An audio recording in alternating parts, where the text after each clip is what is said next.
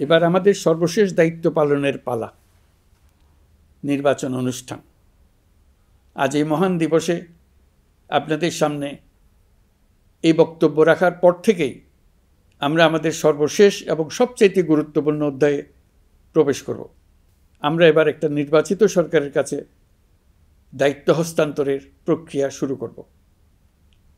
অন্তর্বর্তী সরকারের পক্ষ থেকে আমি প্রধান নির্বাচন কমিশনারের কাছে চিঠি পাঠাবো যেন নির্বাচন কমিশন আগামী রমজানের আগে 2026 সালের ফেব্রুয়ারি মাসে জাতীয় নির্বাচন অনুষ্ঠানের আয়োজন করেন।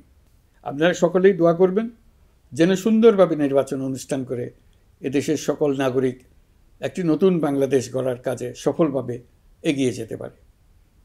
আমরা সরকারের পক্ষ থেকে এই নির্বাচন যাতে সুষ্ঠু, শান্তিপূর্ণ এবং উৎসবমুখরভাবে সম্পন্ন করা যায় সেই জন্য সকল প্রকার সাহায্য সহযোগিতা প্রদান করব।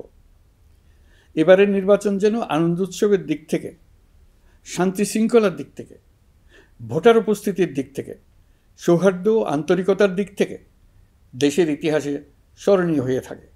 সেই জন্য সকল আয়োজন সম্পন্ন করতে আগামীকাল থেকে আমরা সকলেই মানসিক প্রস্তুতি ও প্রাতিষ্ঠানিক আয়োজন শুরু করব।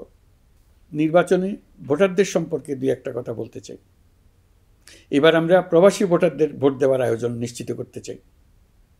অর্থনৈতিক দিক থেকে সম্পূর্ণ বিধ্বস্ত বাংলাদেশ যে আবার দ্রুত ঘুরে দাঁড়াতে পেরেছে তার বড় কারণ হলো আমাদের রেমিটেন্স যোদ্ধাদের ঐতিহাসিক অবদান।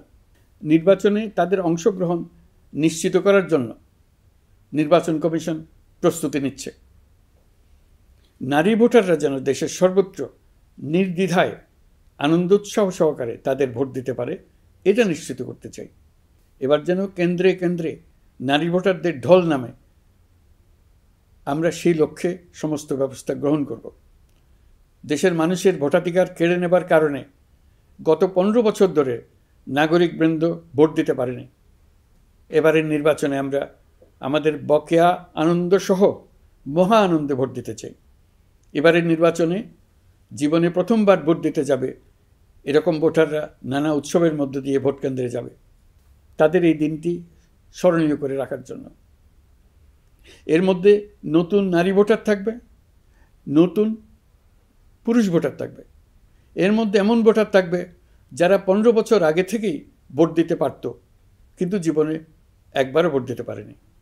এর মধ্যে আসবে যারা 10 বছর আগে, 5 বছর আগে ভোট দিতে পারত কিন্তু পারেনি। আর আসবে ভাগ্যবান ও ভাগ্যবতীর দল যারা এই প্রথমবার ভোটার হওয়ার যোগ্যতা লাভ করলো এবং সঙ্গে সঙ্গে ভোট দেওয়ার সুযোগও পেয়ে গেল।